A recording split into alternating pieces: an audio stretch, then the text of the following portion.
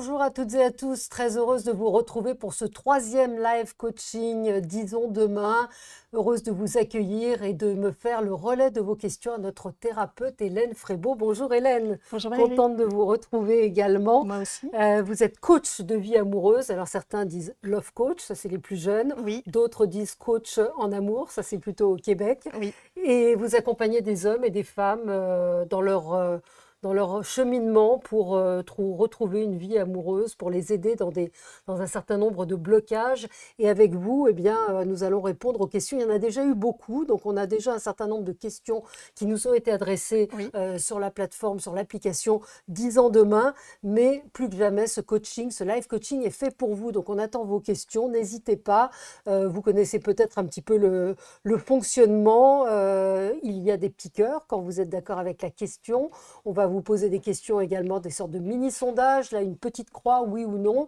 Est-ce que vous vous sentez concerné par la question? Et puis, n'hésitez pas à rafraîchir votre page parce qu'on est en direct. On est avec vous en direct et on attend vos questions. 3 parties, comme à Oui. chaque fois dans ces séances de live coaching. Comment se présenter? C'est une question qui revient souvent, en particulier la question de la photo, la question du texte de présentation.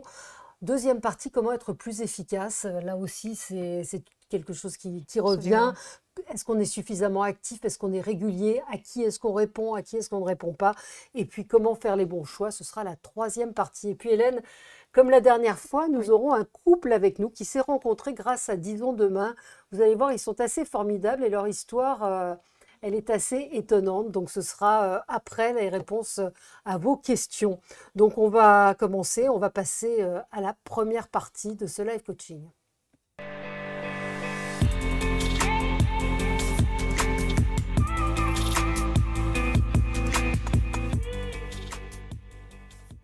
Alors, la question de la photo, elle revient encore et toujours, se Oui. présenter. Comment se présenter? La première question, notre premier mini-sondage. Est-ce que ma photo montre bien mon visage? Posez-vous cette question. Interrogez-vous sur la question que vous avez mise sur votre profil. Et Hélène, Oui. vous me disiez que vous étiez allée faire un petit tour et que les photos, c'est pas toujours ça. Non, c'est pas toujours ça. Et surtout la première photo, pensez-y, parce que en général, mettez-vous à la place de l'autre personne qui va regarder. Vous aussi, quand vous regardez toutes les photos, vous allez décider en à peu près 2 secondes et demie si vous allez Oui, cliquer cliquer dessus ou ou pas. Donc c'est vraiment important, surtout cette première photo, qu'on voit votre visage. Tout simplement, pensez que c'est ça ce qui va être le plus proche de ce qui se passerait dans la vraie vie. La première chose que vous voulez voir d'une nouvelle personne, c'est son visage, Oui, mais son regard et peut-être son sourire éventuellement. vous pouvez comprendre qu'on a peur aussi de Oui, se dévoiler, qu'on a peur oui, d'en mettre trop, d'être reconnu, de se dire je suis trop moche, je suis trop vieille, je suis pas assez ci, pas assez ça. Alors, on a la tentation de tricher, mais oui. qu'est-ce qu'on peut dire à ceux qui disent je voudrais en montrer le moins possible? Bah, l'idée, c'est quand même de jouer le jeu, de se rendre visible, surtout si vous cherchez quelqu'un pour une belle relation, que vous voulez rencontrer une nouvelle personne pour construire. Vous n'allez pas commencer par vous cacher. Alors, je comprends qu'effectivement, ce qui est pas très agréable, c'est d'aller se mettre sur un catalogue. Et Oui. c'est ça qui bloque un petit peu. Et puis, on vient avec des peurs aussi. On se dit, oui, effectivement, bah, du coup, si je me montre, on va me voir. Oui, c'est un peu le principe, en fait, hein. Donc, mais dites-vous quand même que c'est beaucoup plus simple que dans la vraie vie. Si vous devez vous rendre visible comme célibataire dans la vraie vie, c'est souvent le problème, hein. Vous rencontrez pas beaucoup de célibataires. C'est pas parce qu'il y en a pas beaucoup, hein. C'est parce qu'ils ne vous Voilà. voient pas, que vous Non, ne vous exactement. montrez pas Voilà, suffisamment. chez Disons Demain, ils font des sondages régulièrement, donc il y a 41% de la population de plus de 15 ans qui est célibataire. Donc ça veut dire que c'est pas rare les Ouais. célibataires, hein. Donc vous n'êtes pas les seuls. Déjà, rassurez-vous là-dessus. Mais Qu'est-ce que vous avez ouais, observé en regardant un petit peu ces profils? oui. Il y a un petit peu de tout, des chats, Bah, des voilà. fleurs. Alors c'est ça, dans les photos, effectivement, on a des choses qui sont du coup pas toujours très pertinentes. Bon, déjà, si vous ne montrez pas votre visage, qu'est-ce que vous montrez? Vous allez mettre des lunettes de soleil, vous avez des photos floues. Rappelez-vous que c'est quand même, vous êtes là aussi pour faire une rencontre amoureuse. Qui dit rencontre amoureuse dit il y a un petit jeu du flirt au début.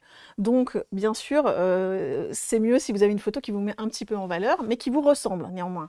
Donc, pas de photo qui date d'il y a 10 ans, parce que bon, comment vous allez faire le jour où vous allez rencontrer la personne en vrai? Ce que vous allez créer, c'est de la déception. Et ça, c'est vraiment un tuer l'amour. Donc déjà, vous êtes mal parti. Donc il vaut mieux que ça vous ressemble, quitte à avoir moins de... On comprend hein, pourquoi les gens vont faire ça. C'est parce qu'ils vont avoir plus de likes, plus de cœurs, ils vont se sentir un Mais peu c'est plus pas valorisés. une bonne idée. Mais si le but, c'est pas d'avoir des cœurs, de collectionner les cœurs, le but, c'est d'aller rencontrer des vraies personnes.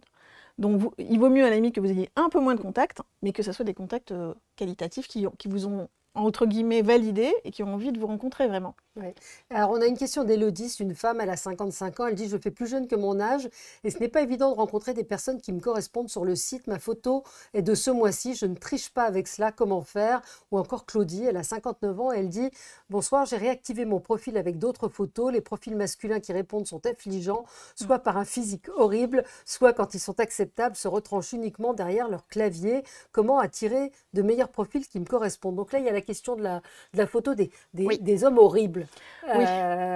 Alors, il ne faut pas oublier que vous avez affaire, vous aussi, vous n'êtes pas une professionnelle un professionnel ou une professionnelle de la photo. Donc, c'est un site avec des particuliers. Donc, par définition, ils ne font pas ça toute la journée. Et moi, je dis souvent que le profil, et en particulier la photo, n'est pas la vraie personne. Il faut bien distinguer les deux.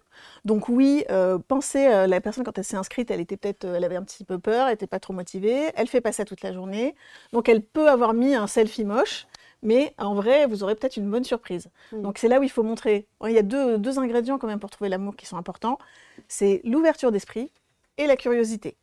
Et ça, déjà, en faisant ça, vous allez vous rendre compte que peut-être si vous regardez la photo d'un petit peu plus près, vous passez un peu plus que 2 secondes et demie, vous dites: ah oui, ben, en fait, il a oublié de sourire, par exemple, mais il a une bonne tête, donc je vais tenter ma chance, puis je vais lire un peu ce qu'il a écrit, et je vais être un peu curieuse ou un peu curieux, et je vais aller creuser un peu plus pour voir si peut-être j'aurais pas une bonne surprise. Alors, il n'y a pas que la photo, il y a aussi le texte de présentation. Voilà. Beaucoup de questions autour de ce texte. Catherine, elle a 69 ans, elle nous dit: comment rédiger le texte de présentation?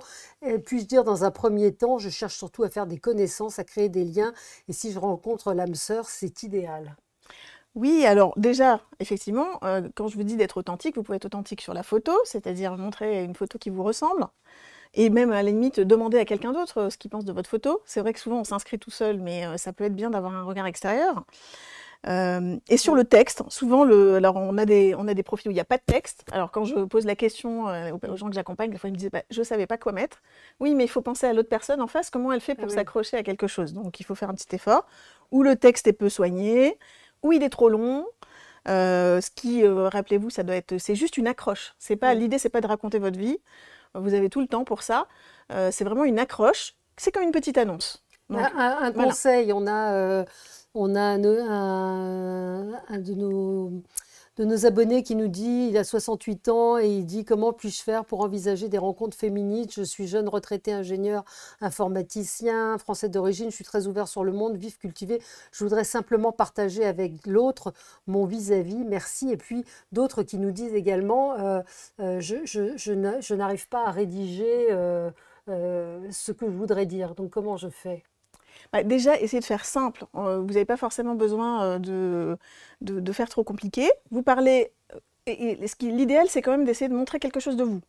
Donc, encore une fois, vous ne racontez pas votre vie, mais vous essayez de faire un petit message qui vous ressemble. Vous parlez un petit peu de vos intentions, parce que c'est la première chose qu'on va aller vérifier aussi. C'est quelle est votre intention de recherche? Est-ce que vous cherchez juste à faire, comme nous disait la personne tout à l'heure, d'abord, je veux faire des rencontres amicales.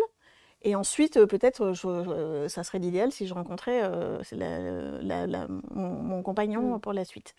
Alors, déjà, moi, je ne mettrais pas des rencontres. Je voudrais faire une rencontre parce que chaque personne qui lit a envie d'avoir l'impression d'être un peu spéciale et d'être... En fait, dites-vous, si moi j'étais de l'autre côté, mettez-vous toujours à la place de l'autre, ça aide beaucoup pour trouver de l'inspiration. Si j'étais de l'autre côté, est-ce que j'aurais envie de répondre à ce message? Et est-ce que j'ai l'impression que c'est à moi qu'on parle? Même si, au fond, vous savez que le message il est adressé au tout venant, écrivez-le comme si vous l'écriviez à une personne en particulier et pensez à la personne que vous aimeriez rencontrer. Et parce que pas de texte négatif non plus. Voilà, exactement. Essayez non plus pas de liste de courses, c'est-à-dire d'énumération, faire un texte ni trop long ni trop court. Voilà, alors le risque, c'est ça, c'est effectivement, on se dit, bon, pour gagner du temps, je vais dire tout ce que je ne veux pas dans mon texte, sauf que c'est contre-productif parce qu'en fait, les personnes qui vont être concernées par ce que vous ne voulez pas vont pas vraiment lire.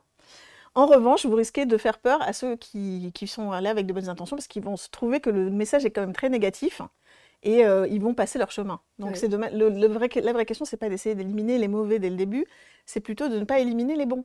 Alors, nos auditeurs adhérents, ceux qui nous écoutent, n'ont pas la même sensation que vous. Ils nous Oui, répondent à 90% que oui, on voit leur visage sur la photo. C'est d'accord. pas tout à fait ce que vous avez perçu. Alors, non, alors effectivement, Mais comment on la voit? la Est-ce qu'elle est question c'est, profil, dans le voilà, noir, est-ce avec que un vous n'êtes pas chapeau? flou? Est-ce que vous n'avez pas de Voilà. photo de lunettes de soleil? Est-ce que vous êtes sûr que c'est une photo qui vous ressemble récente? Est-ce que la lumière est bonne? Est-ce que vous êtes plutôt à votre avantage? Ouais, quelquefois, Voilà. voilà. Et bien sûr, si vous pouvez éviter tout ce qui n'est pas pertinent, effectivement, les photos de votre chat, les photos de votre maison de campagne, les photos de votre paysage, bon, c'est pas le bon moment Ni là. torse nu, ni en maillot de Alors, bain, ni je ne voilà. parle même pas des Voilà. photos de parties du corps. C'est un peu rapide comme entrée. Dites-vous que si votre profil, vous deviez l'afficher sur votre porte, Ouais. est-ce que c'est comme ça que vous voudriez qu'on vous voit? Alors, Yaz, c'est une femme, elle a 59 ans, elle dit: Bonjour, j'ai du mal à me situer par rapport à la sélection de l'âge des partenaires. J'aime bien les personnes d'environ 55-58 ans, mais ils sont toujours en activité alors que moi j'ai pris ma retraite anticipée et les 65 ans paraissent très marqués. Qu'en pensez-vous? Qu'est-ce Oui. qu'on fait dans ces cas-là? Alors là, encore une fois, c'est parce qu'elle s'intéresse à la photo. Or, bon, des personnes qui sont dans sa tranche d'âge et qui vont avoir l'air jeunes aussi, hein, on comprend le sous-entendu dans la question, ça existe. Hmm. Donc, bien sûr, elle va pouvoir trouver. C'est pas, il faut pas non plus s'arrêter seulement à ça. Vous n'allez pas tomber amoureux ou amoureuse d'une image, vous allez tomber amoureux d'une personne, et donc c'est un tout. Et comme je vous dis, vous allez le plus souvent avoir quand même des bonnes surprises avec les photos. La Ouais, plupart des gens n'ont pas l'impression, on ne se voit pas en fait, ouais. on n'a pas l'impression qu'on se présente pas sous son meilleur angle, tout simplement parce que les autres finalement nous voient beaucoup plus que nous, on se regarde. Alors, Jamais deux sans toi, joli pseudo. Oui, C'est un homme, il a 61 ans et il nous dit: Bonjour, je vois souvent sur les profils de certaines femmes déplorant le comportement d'hommes ne cherchant que des relations sexuelles. Je sens parfois le manque de confiance de certaines femmes. Du coup, un homme sérieux et honnête comme moi se sent pénalisé. Merci pour votre réponse. bah oui, Oui, c'est l'illustration oui, de ce que je disais tout à l'heure. ouais, Si vous mettez dans votre profil quelque chose de négatif, c'est totalement contre-productif parce que du coup, donc jamais deux sans toi, quand il lit ça, il se dit oh là là, moi j'y vais pas en mm, fait, hein, parce que je vais payer pour ce que cette personne a vécu avec d'autres gens et elle va pas s'intéresser à moi, elle va d'abord commencer par me ouais, tester sur ça. ouais. Donc voilà. Bertrand, il a 72 ans, il dit: Comment se donner une chance de réussir un date? Donc, déjà, il a un vocabulaire jeune. Un date à Oui, 72 ans, comment séduire à 72 ans? Donc là, on est dans la partie profil, présentation. oui. C'est vrai que l'âge, certains hésitent peut-être à tout de suite Ah bah, mettre leur âge, surtout quand on dépasse 70 ans. ouais, mais là, c'est pareil. Pensez à la personne que vous voulez rencontrer. Si vous la rencontrez en vrai, même si vous ne lui dites pas tout de suite quel âge vous avez, etc., vous n'allez pas pouvoir lui mentir pendant 6 mois, hein. Donc, à un moment, elle va le savoir. Donc, ça va être un peu gênant pour vous aussi. Et alors, rassurez-vous, que vous ayez 72 ans ou pas, ça n'a aucune importance. Il est jamais trop tard pour trouver quelqu'un. Et sur ce site, on le sait bien, il y a plein de gens qui se rencontrent à tous les âges. Donc, Voilà. ne vous inquiétez pas de ça. Alors, d'autres questions. Nicolas, il a 56 ans. Je vous rappelle qu'on est en live coaching avec vous, que vous pouvez nous poser vos questions en direct. On est en direct avec vous.